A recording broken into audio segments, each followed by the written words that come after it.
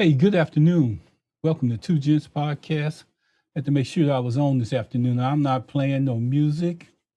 I got critique saying that this is not Two Gents Podcast and all the rest of that. I take all that into accountability when I come on these airways. So I just want to say something real quick, and I'm gonna have to say this word clip. You know, when I look at Jasmine Crockett and I've seen her out there this weekend, she's having to defend herself for not jumping on the Tallarico bandwagon. You know, as I look at other podcasters out there, it's funny. It's funny when I did my podcast, and you can go back and look at a couple ones before, and it'll tell you, I told you they was coming back. I told you they was gonna have to make the trip back.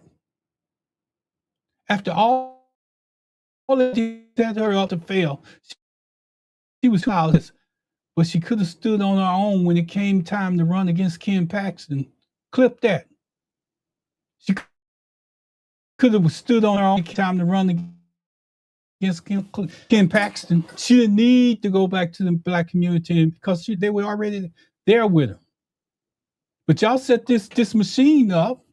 You get on the air the next day. You say, Chuck Rocher puts it out there.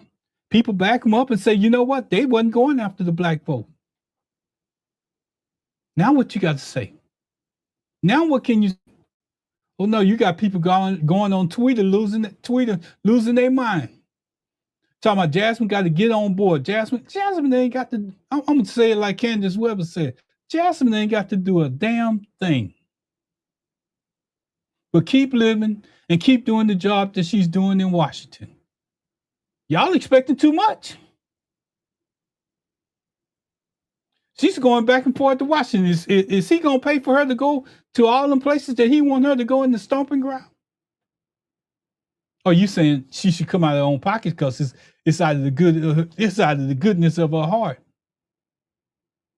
Didn't nobody else in the Democratic Party come out here for free? I'm talking about the ones that's got all this hoopla set up. It's a couple of connections that you can follow. Harvard to Harvard connection. Oh, let that sink in your mind for a minute. Or go back and look at the video for yourself. The words are coming out of his mouth. See, but when you talk about blackness, you have to realize that blackness has a cost. You don't just come back to black people after you've rolled over and expect their vote to roll up like a yo-yo. You invent new words. Cringe. Oh, when I said that, I was cringing. What the hell is cringing? I want to know. Because, I ain't never heard another politician. You create new scenarios. You worse than Trump. They catch you in the barrel, and the first thing you do is, I was cringing. That was some cringe comments I made. Stand up and be a man. I ain't seen you go to an institution that's worth anything other than go on a podcast where it's a one-on-one interview, not going to where you got all black people. Switch the odds. When we go to a jury pool, the odds ain't favoring in our favor. Put all black people around you. Don't put selected black people around you. Just go grab some off the street and let them ask you some questions in front of a camera, and invite the same media pub that you invited to those controlled environment podcasts that you go on. They throw you them easy questions. They make it easy for you. They don't put no pressure on you. So you have one thing I can say about what I like about the internet is that when you come on here and you say something, it can show up later. When you say something, it can show up later. You can't make it all disappear because somewhere, somehow, somebody recorded it on their computer. So I tell you, if you want to know the connection, if you want to hear the person that where he's at right now, then later on came back and had tacos. Last week was his week. In reality here, you don't come in our state and eat tacos and walk over our sister. You don't come in our state and just eat tacos and you just showed up from wherever you was to eat tacos. I'm just putting it out there. Yeah, I know the topic. The topic is the history they never taught Black America. But the history that y'all trying to get us to live today is crazy. And you don't have to take my word for it. Go out there and just look at the people that's out there right now. I'm looking in the camera right now because I need you to go out there. Because I'm going to call out some names. Then I'm going to tell you the reason why I like these people. Candace Weber is spelled just like it sounds. And if you go out there and you listen to her Facebook pages and the posts that she make, it's going to wake you up. And she ain't out there telling you about no, let's build a flag today. Let's get some knitting work together. Let's talk about your credit. Let's talk about helping you to do better as a Black person. Ain't none of that. She gonna tell you straight to your face what's going on. And you're gonna have to deal with it. Gary Chambers out of Louisiana. Most of y'all don't even know what kind of fight Gary Chambers is in. Gary knows it. He's a numbers person. Look at how red the state of Louisiana is. Every vote counts in Louisiana. Every Black vote that you can get there. And not only to mention, I'm going to say it. I know Gary would say it. A lot of the votes, y'all can't vote because you got a criminal record in Louisiana. So you have to tell the truth. Sometimes you just got to tell the truth. And you know the reason why most of y'all probably got convicted in Louisiana and across America, and I'm going to do that video coming soon, and it's going to surprise you. It's one thing that's in common with majority of the states that's got the most Blacks incarcerated in any prison system that there is across America. We don't show up for jury duty.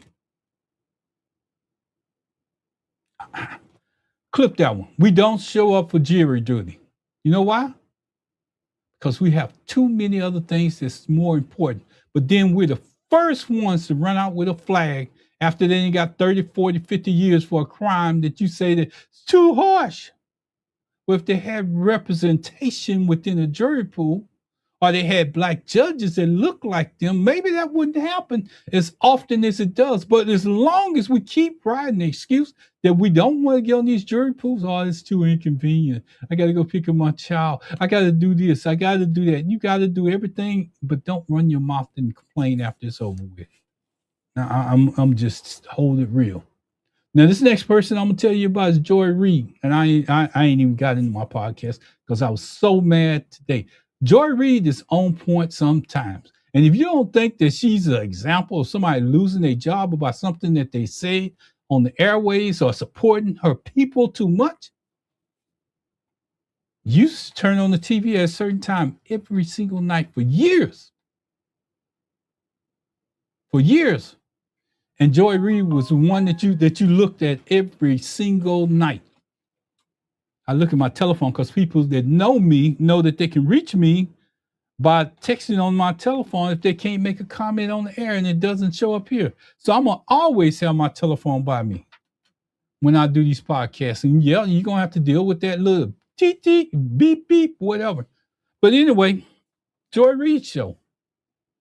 Lost her job right after President, whatever his name, got in office. Just letting you know.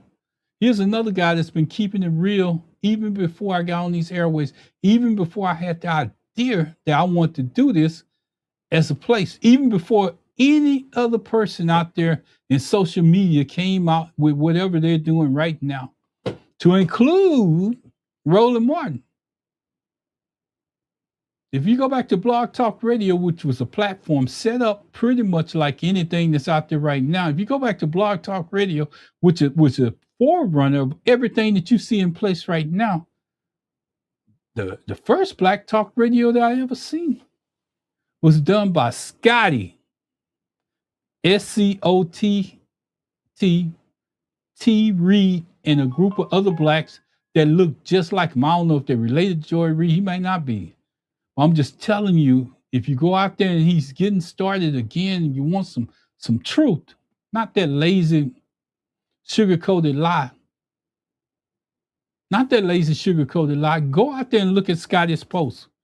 And me and him have words sometime, and we may not agree, but we learn to disagree and move on to something else. I'm gonna tell you something. Here's a good one, real good one. Young,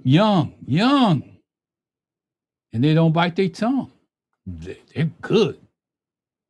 Native Land Podcast. It ain't like what it sounds like. Native Land Podcast. A bunch of young people out there. This next one gonna make you laugh. Now I'm gonna tell you the reason why it's gonna make you laugh. Every time I need to relax and I want to have some fun, I go to this podcast. And I go, it's called Black Yoga Room. And I'm gonna tell you the reason why I go there. Because I see a sister doing something that nobody else is doing in that place. If you go to all the rest of them podcasts that do yoga, it's like she's the master. The Michael Jordans, the Kobe Bryants, she is that person. I only hear them talking about it, and I see them propping themselves up trying to be like her. But she does those things with no props. And I tell you what I like about it is that she involves her kids into it. Now they're getting into being a part of it. And that's what we got to do as blacks in anything that we support. Before I get into my podcast, my time, I'm going to say this. A lot of y'all mad at Jay-Z because he got a contract with Target. Why are you upset? Didn't you go and protest because DEI? They letting the black man in the door. They're paying him money. He's using the institution. He's doing exactly what you said you wanted to do, but now you're upset. So you might as well be upset at each one of those employees that's drawing a check from Target every week, that's paying their bills, those kids that can't get a job nowhere else within their community, but they can go to Targets and get a check. Oh, no, that's wrong. That's wrong. No, you got it wrong. Y'all don't even have a time limit on how long you're supposed to protest. You don't even have no guidelines in what you're trying to achieve. You don't have no direction, but you want us to protest it and continue to protest it. You show numbers where it went down and all the rest of that. They lost money, but you never get let up. Clip that. You never let up. Then you expect somebody not to go there when they offer him money? I don't blame him. Y'all sit there and be mad all you want to. Be mad. Don't go to Target. He didn't care. I guarantee if I go to Target right now, I'm going to see a couple of people walking in there that look like me. And if I need something out of Target, I'm going to go straight in there. So y'all keep protesting with no direction. You don't know where you're going. Only thing you want to do is come out and protest. You following some people that don't look at their clothes. I keep on telling you, follow a person's actions. Clip this. Follow a person's actions, because then you understand what you're doing. Because if their clothes didn't come from Target, why do they have you protesting Target when Target is the only thing that you can afford? Their shoes cost more than 3 or 4 year outfits that you wear to work. More, probably more than that. But they got you protesting Target. See, sometimes you have to they put them dots on the paper and you draw a line to another dot Then you come back, and then sometimes you have to make them dots and draw lines to it, because if you can't see it within your face, it's something wrong. The people that's telling you to protest this particular store, and I didn't even want to go here, because the only reason why y'all got me here was because what I seen y'all was doing with Jasmine Crockett. See, y'all letting people out there on Twitter tear her up. But she ain't in the election. James Tallarico got a crew of people out there trying to get her to endorse James Tallarico. She says, I'm going down, I'm helping the people that's trying to get in office down ballot. Y'all didn't understand her? Down ballot. She didn't say anything. I listened carefully, because I was at a point where I thought I heard it. I thought my ears had deceived me. But then I understood what she said throughout the whole thing. She never once say what y'all want to hear. And I'm glad she didn't. She said, I'm helping the people down ballot. And plus, I got a job that I'm doing. And I'm coming to Texas. I'm going back. I'm coming to Texas. I'm going back. And y'all can't stand it. No. Like I said, when is he going to pay her for going to every stomping ground that he wants her to go to? If you ain't going to pay her, I wouldn't do it. When y'all put together this machine behind the doors, and y'all say, oh, we're going to do this. You know, we're going to get everybody to jump on board. We got this perfect Mexican candidate that's coming out named James Tallarico. He can pass for almost white. Again, next day after the election, on every major news channel that he could get on, Chuck Rocher. Flip this. Chuck Rocher said that he didn't need our vote to beat Jasmine Crockett. Why are you asking for it now? Why are you asking for it now? I did podcast after podcast to tell y'all how they set up Jasmine Crockett. She hasn't did one to defend her. But you know what? She knew the Republican Party was right there. She knew that she could have beat them, any one of them. But see, when your slithering Democrats come behind you, snakes in the grass that don't want to be recognized, they don't want to be seen, they got a better plan, come behind you, that's the results that you get. So deal with them. And I'm proud of every Black person that stands up and make them pay for it. Make them pay for it. Because they did it. Now they want you to come back. Ooh, here we go. Yeah, everybody's got to get on board. Everybody's got to go that way. You didn't, at what cost? You didn't think about that at what cost? You didn't think about at what cost you cost Black people to just be upset. You didn't care. Don't care now. Don't care now. And every time I see somebody out there defending Jasmine Crockett, I'm going to go into their column and I'm going to say the same thing. Don't care now. And that's our message to the Tallarico camp. Chuck Rocher, get Chuck Rocher. He was the one that got you the election. Get that national campaign machine that you put together and see if they can put together enough people to come down here in Texas and support you. Because if you can't win against Paxton with everything that he's got going, if you can't win against Paxton because you're scared to attack Paxton because you know that if you attack Paxton, they're coming at you harder than anything else. And you got a lot of skeletons in your closet, cringing, that they can use. No, don't run back. No. As we see them dogs in the street from the hood, I'm not talking about these plush dogs that we got now. These dogs that's eating from the refrigerator. These dogs that we just spent out thousands of dollars. I'm talking about the ones that was in the hood. You stomp on your feet, they took their little tail and they ran away from you. They ran the opposite direction. But that's what you need to do, Tallarico. Or you either drop out and let us put a real candidate in there. That's a good idea. Because I don't think you're going to be able to handle the pressure. The closer you get over there, closer you get to election time, you're not going to be able to handle the pressure. Oh, the Democrats didn't think about that. No, they just propped you up.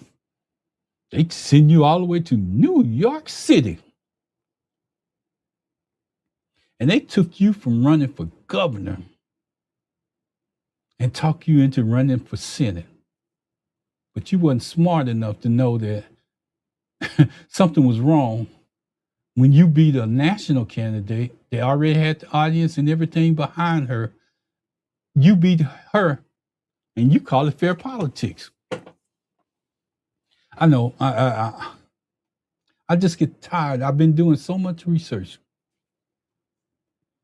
on how they did Black America, how Black America has been cheated out of stuff, how Black Americans have went down the hardest roads that you can go down, climbed the highest mountain, and still they want to treat us like we nobody.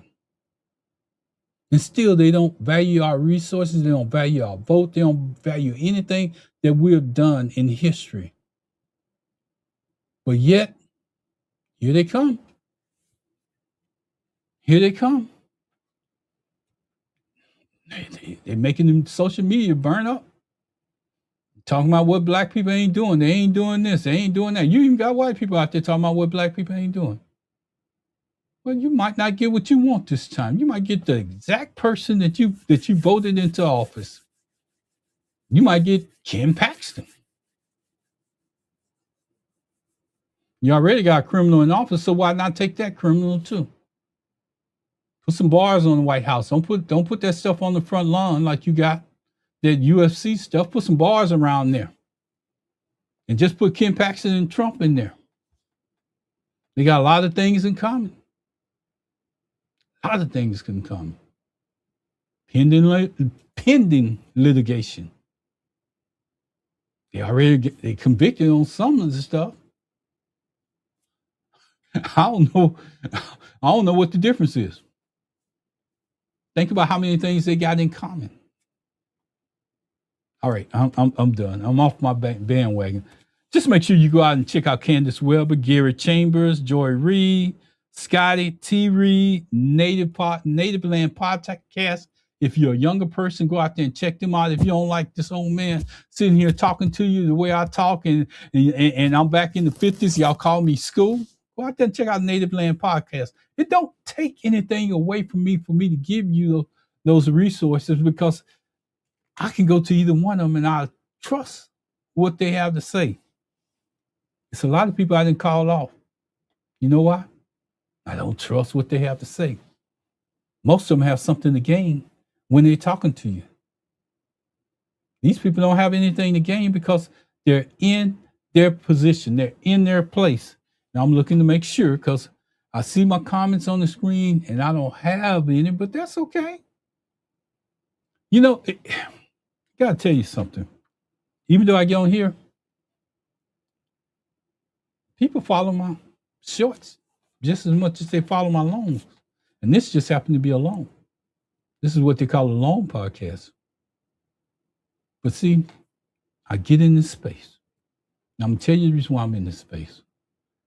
Because I need to talk to my people. My people. And some of the conversation extends to other people. You know why? Because they're in the same position as my people. They're in the same position as Black people. But see, you don't just, it's one thing that you don't do. I'm going to say this and I'm going to get off this bandwagon real quick. If you go into a party and you got on your best shoes, and if you step in shit at the beginning of that party, I don't care how much you wipe those shoes off, how many water hoses you get. When you go home, you're gonna still have that on your foot. You're gonna still have that smell on your foot. But you was the cleanest dude coming into that party. So Tallarica, when you stepped in that at the front, you still got that same odor. You still got that same stuff on your feet right now. But you're trying to come back and tell us that it don't stink. Let that sink in. Okay, I'm good. I got it off my chest. I'm gonna take my little notes, kick them to the side, and get into what you're here for. Because I get complaints about I'm not sticking to the what I came on about. And you know where it's coming from. When it comes to our history, Black history, indigenous, Black history, indigenous, Black history, indigenous. I'm gonna say that again. Black history, indigenous, Black history, indigenous history, American history. There are two versions running at the same time. There's a version written in textbooks, then there's the version carried in families, word of mouth, communities, and in memory. And sometimes those two versions don't agree. They don't agree. You know why they don't agree? Because somebody has made a concerted effort to make sure that you didn't come from a place where some of your relatives could have came from. They made a concerted effort to erase that history, just like they're doing now. They don't. Let me tell you something. A leopard doesn't change its spots. They think that they're smarter than what you are, and then they think that you don't go back in history and you don't refresh and remember that they tried to change the history. We have been oppressed in every way possible. They have tried to erase us from everything that we did. They have tried to basically just take us out and tell us that we don't mean anything in this world, but we still standing. We're still able to look in the mirror. So today I'm not here to argue a conclusion. I'm here to ask you a simple question. What do we do when a community, memory, and academic evidence don't line up? What do we do when a community's memory and academic evidence don't line up? That's the question. I'm here. Because here's what we will do. Here's what we will do. Now I'm going to tell you by documented, verified, undeniable information. That's the only reason why I'm here. Sometimes when people tell you a story, they're telling you a story about history. Sometimes when you look at pictures, and I'm gonna tell you, I know that we all got them as Black people. When you look at pictures on your mantle, and you say, Granny, who's that? And they say, that's your relative from such and such time. Maybe it's a relative that's past her time. She said, I was given that picture from your great grandmother, and we just been keeping it, passing it down through the family. And if you look at the picture, they might have some long black hair, some cocoa melon skin, and look like they would have on some beads around their neck. I'm just saying, but if we continue to follow the story that they want us to follow, we're never going to find out the truth. So I'm going to tell you a story about a group of people. They existed in a place where history has not written nothing about them. I think it's a Florida team down there that had used the Seminoles. But see, I want to tie the front part to it, the Black Seminoles that existed. They built communities in Florida. They fought the United States for decades. Wait a minute, hold up.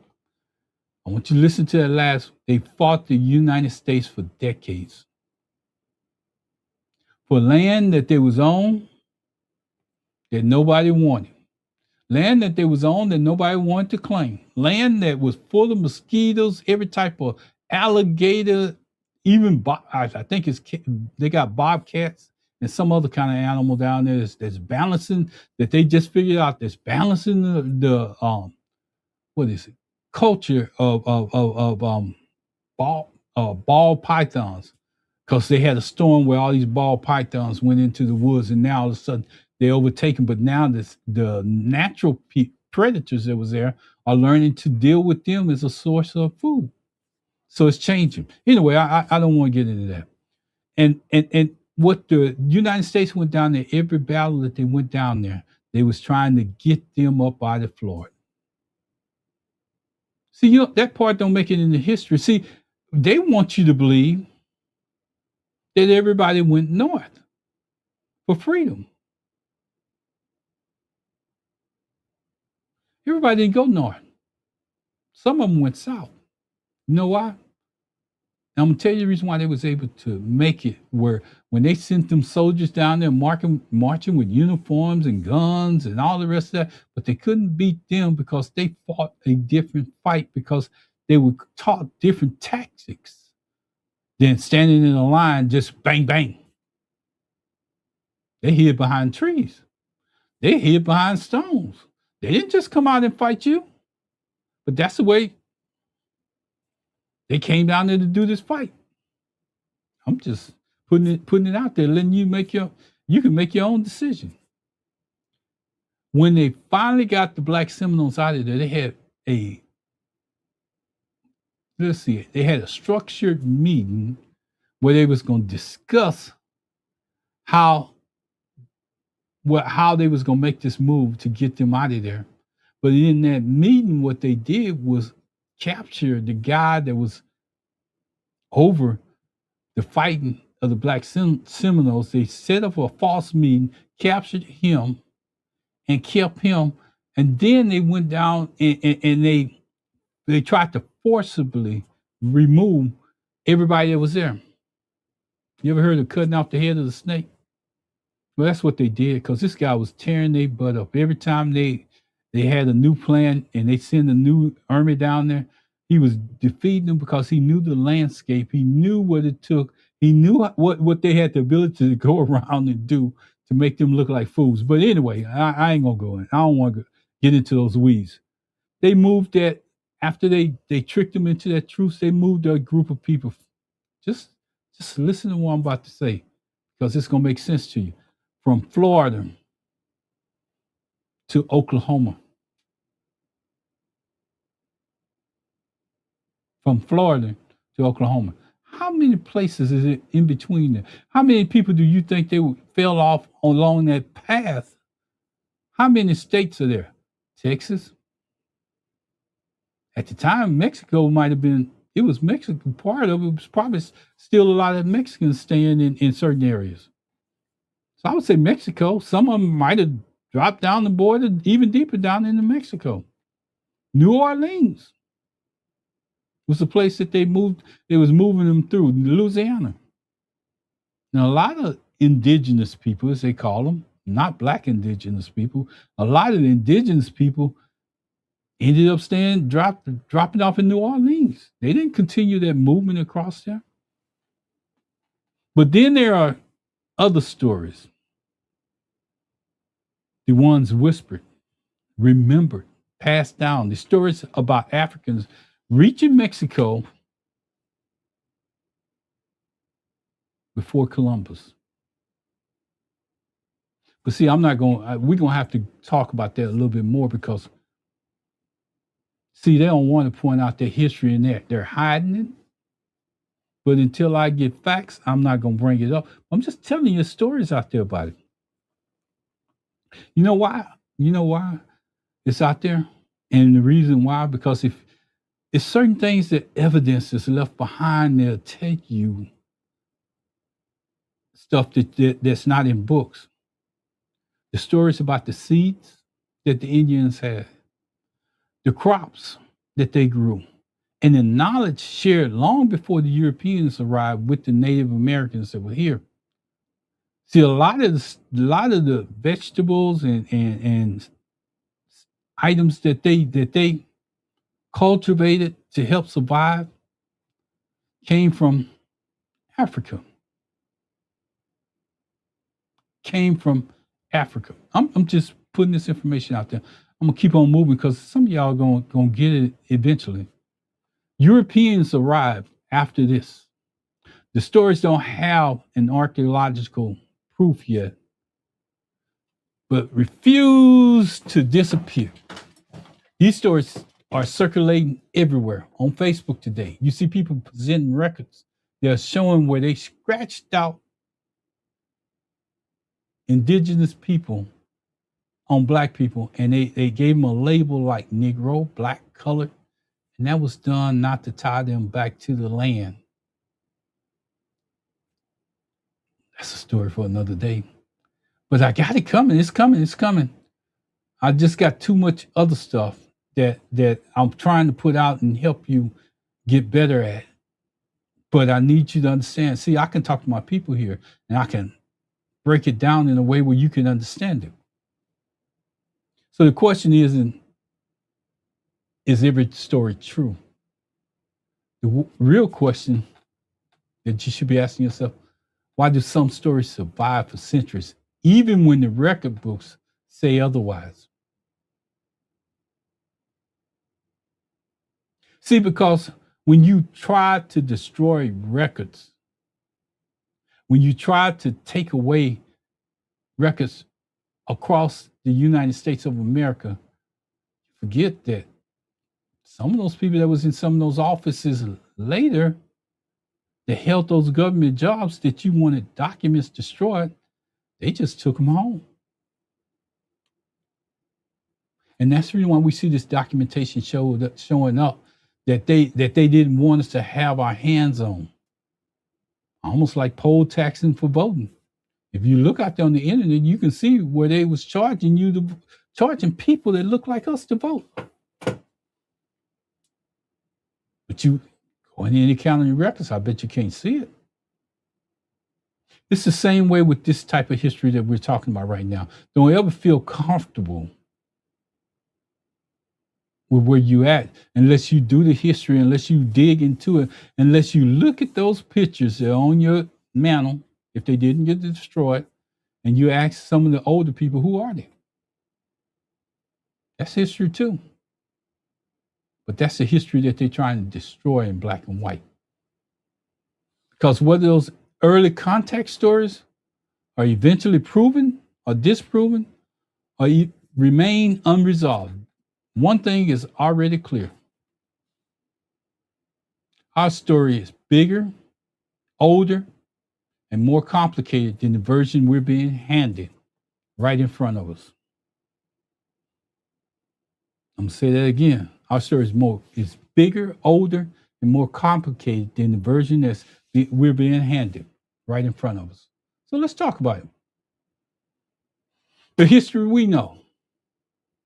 There's a history written in textbooks, and then there's the history lived by the people.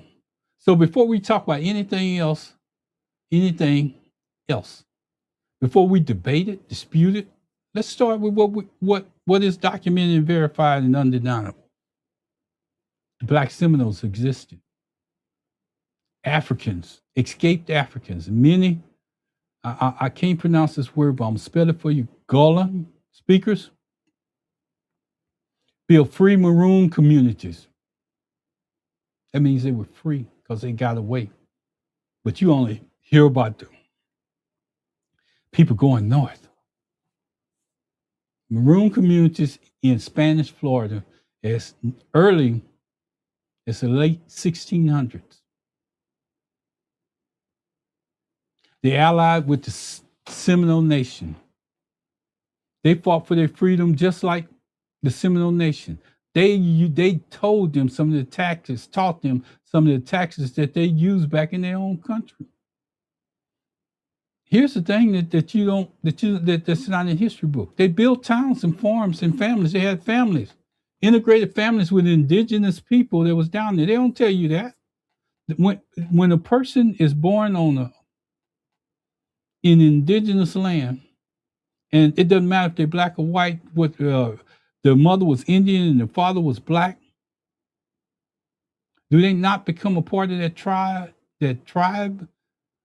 Or do they? Are they just because they live there? They pursue everything, and the father's a head person in that tribe. Does his offspring not become a part of that tribe? Ain't that the same documentation that they say in the United States now that they're trying to birthright? I'm just asking some of these questions you got to ask yourself. The United States invaded Florida to destroy those communities and recapture the blacks that had went down there. Let me listen to what I'm about to say. This is in history. Andrew Jackson led campaigns that burned and attacked those tribes, strongholds, Negro forts, and pushed for removal. They went down there and they fought, and he went back to whoever was in charge, the president of the United States. And you know what he told them? Those people look like black people. You asking us to go down there and fight black people. Well, he called you black slaves, or you use the other word. So he went down there and got his tail whooped a couple of times. So then they came up with that conference. One of the most respected Seminole leaders, and his name, I don't even want to mess it up. Osceola. I'm gonna say his name. I'm gonna say Osceola. Osceola.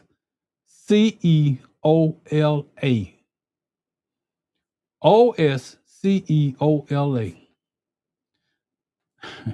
was the leader that they tricked into coming to that conference after he had beat their butt. They flew they flew a flag, a white flag of truce. He came to talk in peace. They arrested him on the spot. He died. Wait. Hear this. He died in U.S. custody. At the same time, they was bringing people in to fight the Seminoles again without his leadership.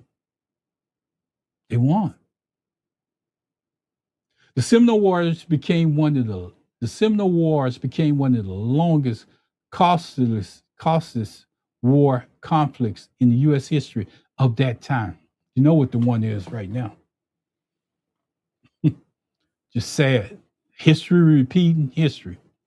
By the end, most Seminoles, Native and Black, were forced to Oklahoma. Some fled to Texas, some fled to Mexico, some even ended up in the Bahamas. Some remained in Florida. And today, the Seminole Nation says, we never signed a surrender. We never signed a surrender. It's a different twist to that too. And I want to tell you something. Now, I need to say it in the context because, when the people, you heard me talking about the people that fought with them to run the United States out of their territory. But when they get to a point, and it's done by all races, all people that use black people to get where they're going, they never look back. Now it's like a double sword because the Indians, the indigenous people, as they call them, the Indians from that time, their offspring today that's got all this casino money, they're trying to savor the ties between the black people too.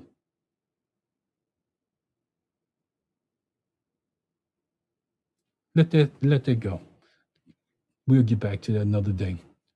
There are oral traditions, African, indigenous, and Afro Mexicans that speak of Africans reaching Mexico long before Columbus. Stories of sailors, stories of seas, stories of shared farming knowledge.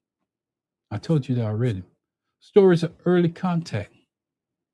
Some of these stories say that Africans brought crops that resemble the West African varieties. And you know, they're doing DNA tests now. They're doing tests right now. If you read the books, you can learn, because if you read the books, you understand that was the only place that some of those seeds came from. How did they get here? Or they just floated on the ocean and they showed up. But it helps cultures survive from almost the same environment from where those people came from. Some of the stuff you can put together just by listening and following by just listening to some of the stuff that they expect you to believe. Some say culture exchange happened long before the Europeans arrived. Are these stories proven? Probably not. Are they impossible? They're not impossible. There are memories, and memories survive for a reason. It's not in black and white. It's passed down from generation to generation. The question that changes everything. So the real question isn't, did African Americans definitely come before Columbus? What do we do when a community memory and academic evidence don't fully agree? The history is not in the courtroom where every unanswered question is automatically false, but it's also not a place where every tradition is automatically a fact. I'm just putting it out there. It doesn't mean that everything that we hear is true, but historians weigh oral histories, written histories, archaeological history, linguistic, genetics, material evidence. Sometimes the oral traditions are not confirmed. Wait. Let me just say that. I want to repeat that because I'm making a mistake there and I need to look at my time. Sometimes oral traditions are not confirmed. And then other times, oral conditions are confirmed. Sometimes they're challenged. Often they contain a mixture of memory and symbolism and the truth. The Black Seminole prove that history is often richer than the version we're handed. The tension inside Black America and across the diaspora is something that we're going to have to work out. So we're going to have to accept both versions. You know, we got to work it out because both versions, we need to understand that which part is true and which part is not true. It's up to us. The biggest thing, Black America is not stuck in slavery. We're stuck with a school system that only taught slavery. That means something. Maybe y'all will get it. Black American, as a Black American, we are not stuck in slavery. We're stuck in a school system that only taught slavery. When people are taught slavery, Jim Crow, civil rights, nothing before that, they will naturally cling to the only history they were given. It's not that Black Americans don't want to hear anything else. It's not that nobody never taught us anything else. We weren't taught Black Seminoles. We weren't taught Maroon communities. We weren't taught Afro-Mexican history. We weren't taught African navigators. We wouldn't talk Indigenous Alliance. We wouldn't talk that there was free Black settlements in Florida, along with the Black Seminoles. We wouldn't talk that there was Black frontiersmen that traveled across the country because they had been there before. You don't become a frontiersman unless you know where you're going and you can take somebody back to where you came from. Just putting that out there. There was Black landowners before the Civil War. I know most of y'all ain't gonna hear that. There were black landowners before the Civil War. And this is where it's gonna tie back to something that most of y'all ain't gonna accept. What if I told you that Barack Obama wasn't the first president of the United States? Would you go back and research it? Would you go back and research it? I think you should. I think you should. Before George Washington, there was another president that was president of the United States as they were forming. But as always, don't make sense. Not everybody agreed. They couldn't get the South to go along with what was going on. So guess what they did? They invented the first president of the United States, President George Washington. If you don't believe me, go out there and research it for yourself. I just like putting out facts. I don't bite my tongue. I don't do any of that. And I want to put out the information so you can go back and research it for yourself, not take just my word for it. So when you bring up a deeper history, some folks feel like you're changing the story when you really are expanding it. And that's what I'm trying to do, expand it. Because when they lock us down, they can make statements and say, go back to where you came.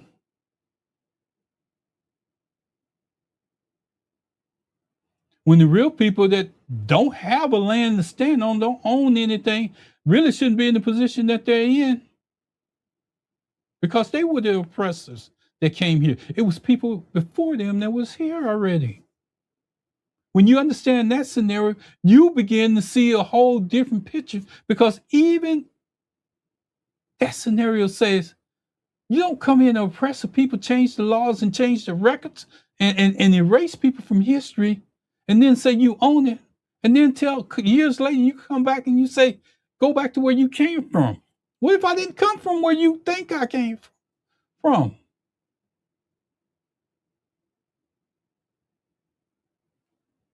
We got to open our minds. We got to get better than what we're doing. We got to do a better job of don't let them tell us that we don't open books and do research. You don't even have to open a book today to find this research.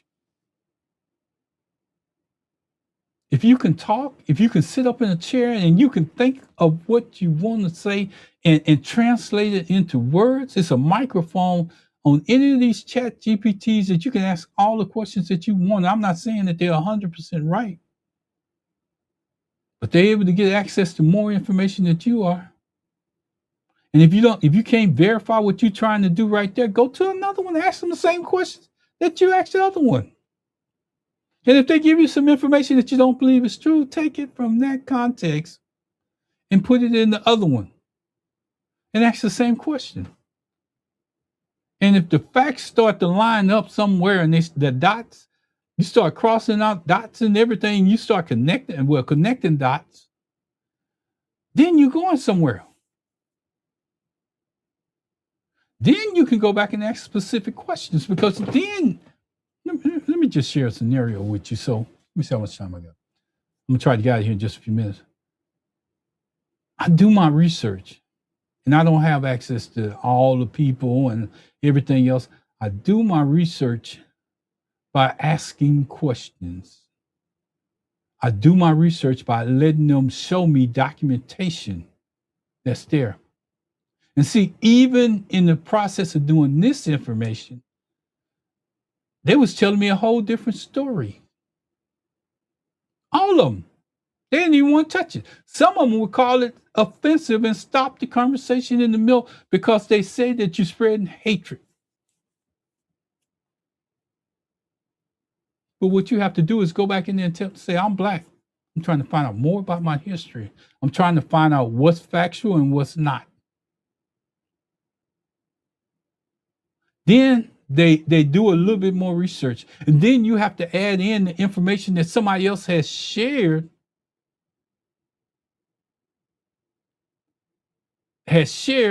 And you know what those things, what they'll do?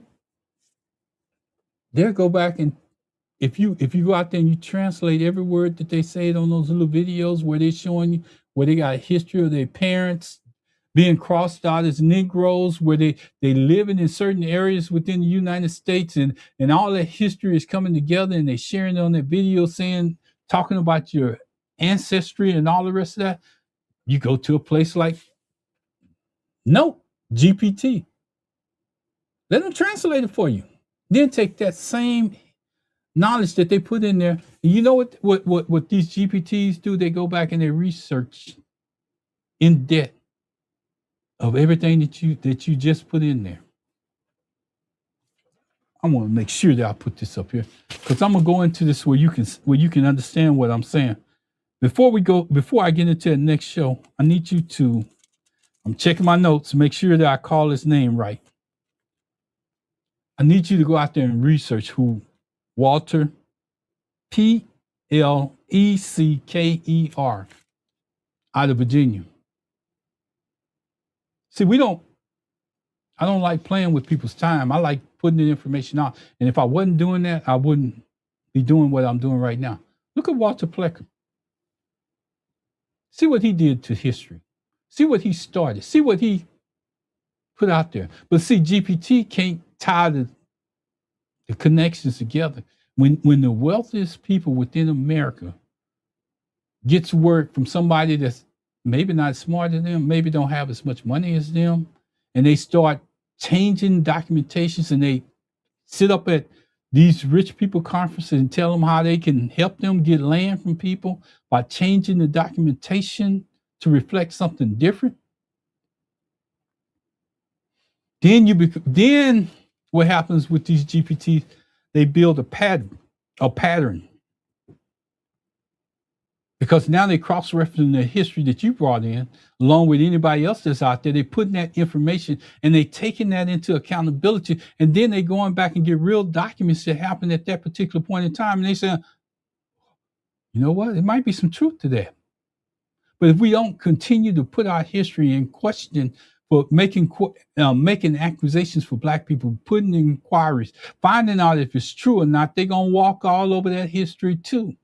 Are they going to tell you that you done went too far if you don't come back and explain that I am Black? I want to understand my history. I'm not here to dispute with anything or tear down or get in an argument with anybody, disprove anybody. I want to find out my history. That's why I'm asking these questions.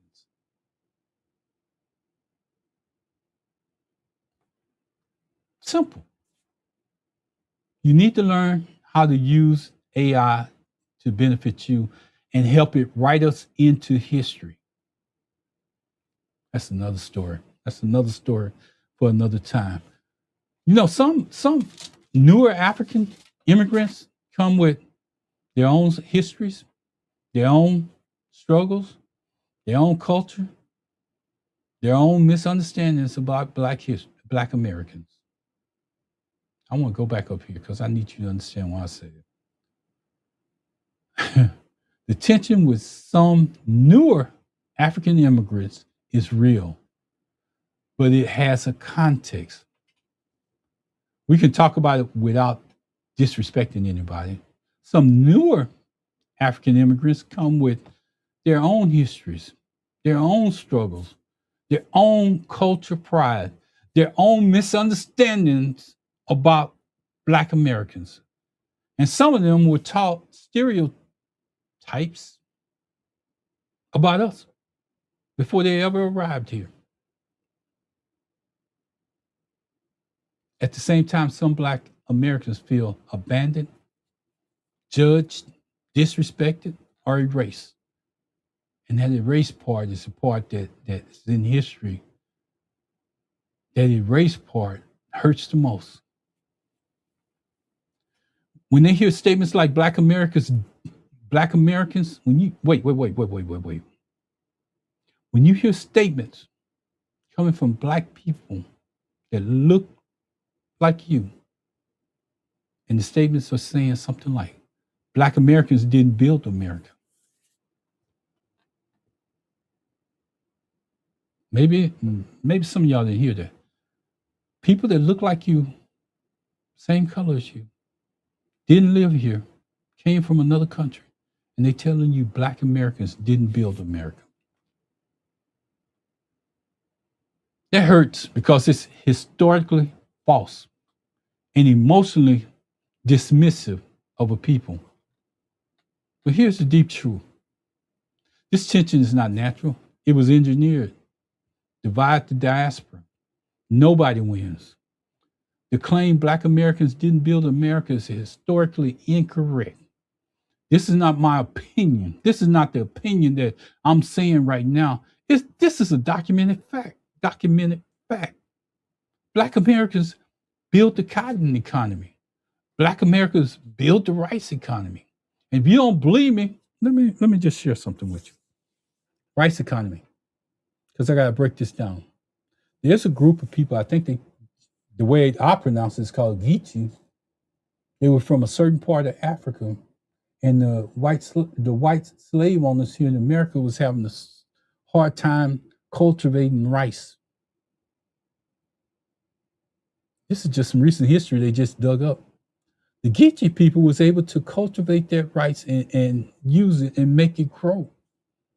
So they would single out people from certain parts of Africa, and they created a colony of people that speak something like broken Creole. They got their own language and everything. But the white slave owners would single them out because they send them to that part in North Carolina, South Carolina, up in that region, to those islands where they could raise rice. And their DNA doesn't show up anywhere in history. They got their own language, they got everything, but it's because they were separated from the slave trade that their DNA doesn't line up with everybody else. It was beneficial to the owners of those slaves to have people from that region. But over the years, they basically built their own culture that's now being proven that they were different.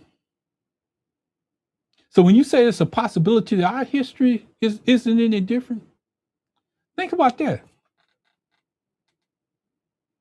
All right, let's go ahead. Rice economy, we know we were a part of that. Built the sugar economy, sugar cane in the fields working, doing all of that. Tobacco economy. Those white people wasn't out there pulling that tobacco. I don't know what you assumed. It wouldn't have been an economy if we wasn't a part of it. Built the White House. Built the Capitol that we're looking at, and it's white. But Obama, if he wanted to put in a basketball court anywhere on there, not a ballroom, it would be a big fight. I'm just getting off subject. I'm sorry. Built the early banking system. Built the agriculture knowledge base. You know, a group of people that traveled across the ocean got here and couldn't even survive the first winter without asking somebody who was already here how to do it. Because they traveled across the ocean, they didn't have no knowledge of how they was going to sustain themselves. Thanksgiving. I'm done with that. People that built Black Wall Street, built the blues, built the jazz, built rock, hip hop. What community did that come out of? Fought for the ability to have civil rights. There's people in the military that's got legacies that they didn't establish, that they did things that nobody else has done. And they reaped their rewards long after they were dead because of what was in those papers. I'm just saying. Our culture, Black American culture, has people around the world talking about it. You say that ain't true. No, that can't happen. I love to give examples of that. Michael Jackson, we on this Michael Jackson thing right now. This movie that just came out. Black guy, me, in the middle of Turkey, Istanbul, well, up above Turkey, in the woods, traveling across. We had to do a break so the drivers could rest because we were traveling in a convoy. We pulled over to the side of the road. A little Turkish boy came up there, and he was busting out running up there. He pulled out, and you know what he say? Michael Jackson, Michael Jackson. He had a wrinkled picture that he had kept of Michael Jackson in the woods of Turkey. Now, what does that tell you? It tells you something that you should be proud of. Yeah, it was Michael Jackson. Yeah, he should have had that knowledge. But when he seen black guys get out of that convoy, he ran up there to tell that story and pull out his picture and say, Michael Jackson, Michael Jackson, Michael Jackson. And you say we don't have no culture. We have made people, change people around the world. I'm telling you from my perspective. I'm sure many other people can tell you different stories. I'm telling you from my perspective of traveling around that I've seen it for myself. And here's a little line that ties all this together for your podcast. For your podcast, because you know the reason why I say that?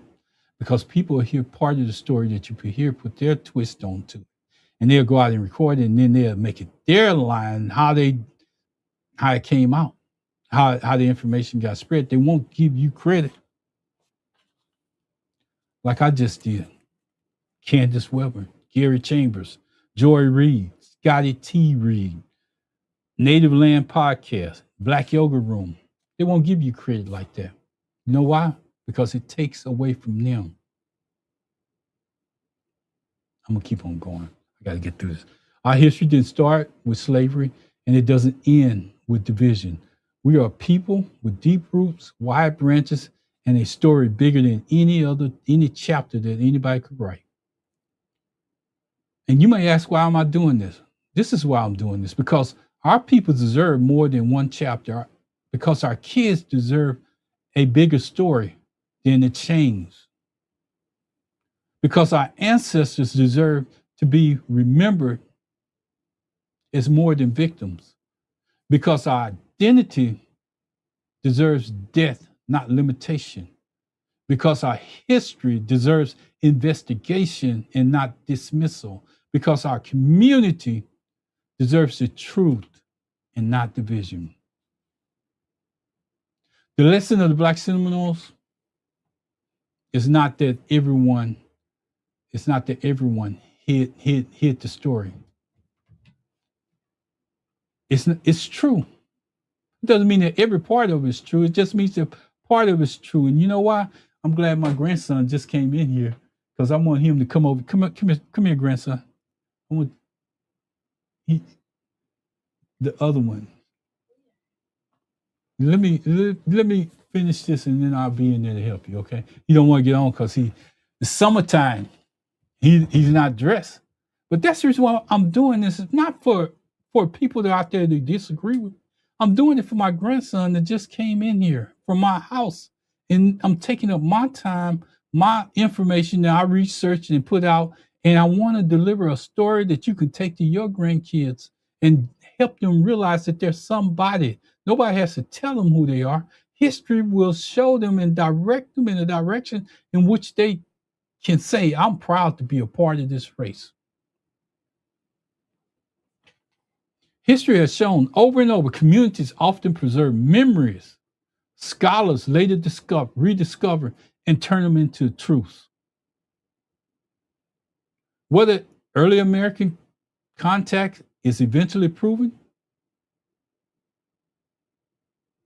disproven, remains unresolved, the question itself matters. Because the moment we stop asking questions, we stop growing as a people. And the moment we stop growing, we stop knowing who we are. I want to make sure that you know this. We are a people with deep roots, wide branches, and a story far bigger than the version they handed us or continue to hand us. And that's why I'm here, to open the door, to expand the conversation, to honor the memory of our people that have fallen before us, to tell the truth, to give us back the chapters we were never taught. Why does the story need to be told? Because let me lean in. They can't prove every story. I'm not here to force you to believe what I just put out. I'm not even here to rewrite history to fit a fantasy. I'm here because I want us to have more than one chapter. I want us to have a beginning that honors our dignity. That we wasn't just people in chains here. That we wasn't people just going up and down fields, filling their pockets. That we had some people that stood up. We had some people that preferred death over bondage. It's a story about people just getting off the boat in Africa, coming from Africa. And they walked and drowned the whole group of them, drowned themselves singing songs from their village, from where they came, because they did not want to face the America that they seen before. Because for too long, Black America was only taught three things: slavery, Jim Crow, and civil rights. And when that's all you're given, when that's all that they want, that's the box that they want to put you in, that's what you cling to. Not because you're stuck, but because a system never taught you anything else. Here's some of the things that we wasn't talking about. Taught.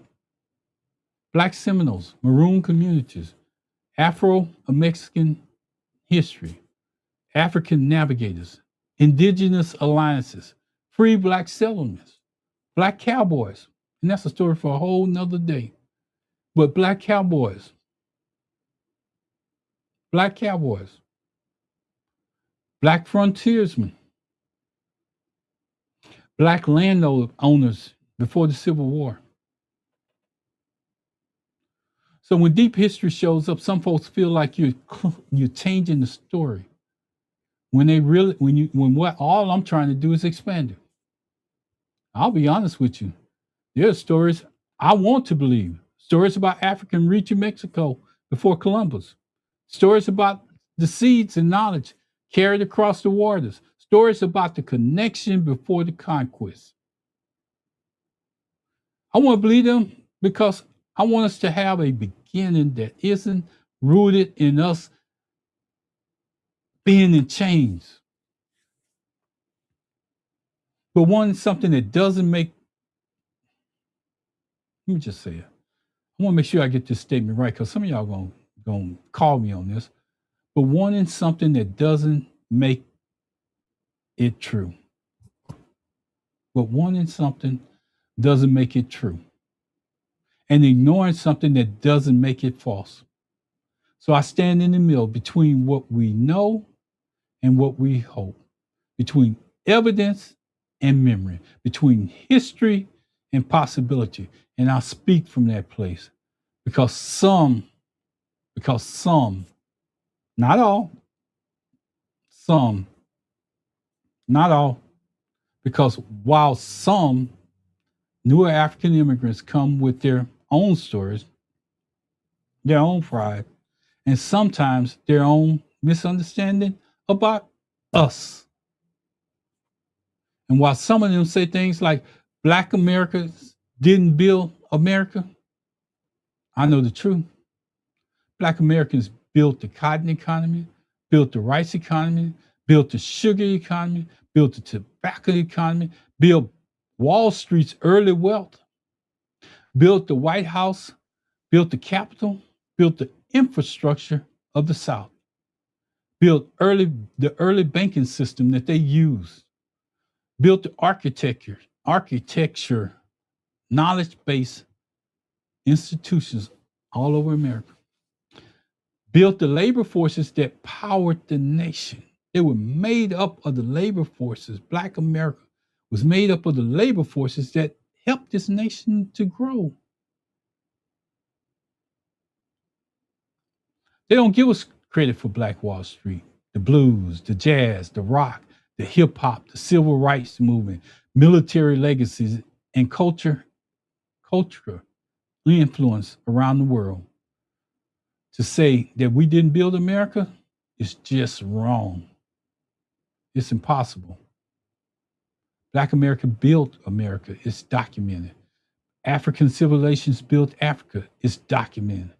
And the diaspora is stronger when we understand each other instead of competing for credit. So here's why I'm doing this. Because our people deserve more than one chapter, because our children deserve a story bigger than change, because our ancestors deserve to be remembered as more than victims, because our identity deserves the death, not the limitation, because our history deserves investigation, not dismissal, because our communities deserve the truth, not divisions. Our history didn't start with slavery and it doesn't end with division. We are a people with deep roots, wide branches, and a story bigger than one chapter. And that's why I'm here, to open the door, to expand the conversation, to honor the memory, to tell the truth, to get us back to the chapters we were never taught. See, that's the reason why people like Jasmine Crockett can stand on principle, even though most people that surround her didn't stand on the same principle that she stood on. That's the reason why she can say, I'm doing my job. I'm helping people down ballot, and they don't understand because it's a bigger goal than what's out there. We have to get to a point where we're respected for what we do. And we have to stand just like Jasmine Crockett. With that being said, I'm going to say thank God, thank God, thank God. I hope you learned something. I hope that I didn't just waste your time. And I hope that you come back. Tomorrow, we're gonna really get into it. It's 3 of us then. We're going to sit in our space tomorrow. Come on at 7:30 and join us. With that being said, we out.